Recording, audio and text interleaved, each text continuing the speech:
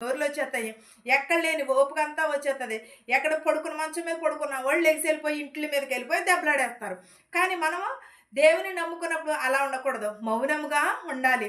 దేవుని వెంబడించినప్పుడు, దేవునిని ప్రార్థిస్తున్నప్పుడు మన భారమంతయు కూడా దేవుని మీద ఏసి ఎదరికి వెళితే ఆయనే మనలను స్థిరపరచువాడు, సమాధానపరచువాడు. మన కష్టములలో, మన శోధనలలో, వేదనలలో అన్నిటిని మన సంకటములన్నిటి కూడా కుదుర్చువాడు యెహోవాయే. మనం ఏ బాధలో ఉన్నా, ఏ శోధనలో ఉన్నా కూడా ఆయన మనలను విడిచిపెట్టడు. ఎంత కష్టకాలంలో సమరస్త్రీ బావి దగ్గరికి వెళ్ళింది. దేవుడు ఏమన్నాడు? నేనిచ్చే నీళ్లు తాగితే ఎప్పటికీ కూడా తప్పుకొనవు అని అన్నాడు. మనమే ఆ స్త్రీ ఆ సమయంలో దేవుడు వస్తాడని వెళ్ళిందా? అప్పుడు ఆమె చేసిన పాపం ఎంత ఘోరమైన పాపమో! వ్యభిచారం చేసింది, తప్పు చేసింది, అన్నీ కూడా చేసింది. కానీ ఆమె నేనెంత పాపము చేశాను కదా, తప్పు చేశాను కదా అని ఎవ్వరు వెళ్ళని సమయంలో వెళ్ళింది. ఆ సమయం అందే దేవుడు ఆమెను దర్శించాడు. ఆ సమయం అందే దేవుడు అతనిని స్వస్థపరిచాడు.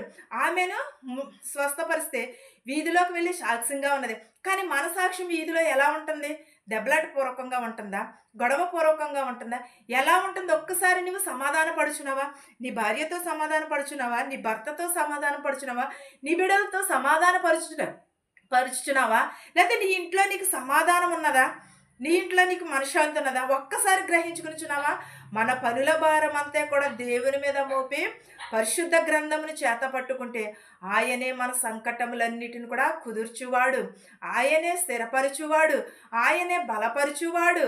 ఎప్పుడును కూడా విడిచిపెట్టేవాడు మాత్రము కాదు, త్రోసివేసేవాడు అంతకన్నా కాదు. సమాధానం సిద్ధపరుస్తానని అంటున్నాడు, సమాధానం ఇస్తానంటున్నాడు. దేవునిని వెంబడించమని మాత్రమని అడుగుతున్నాడు. నిజముగా నీవు మా పక్షము నుండి మా పనులన్నిటిని కూడా సఫలపరచుదువు అని అడుగుతున్నాడు.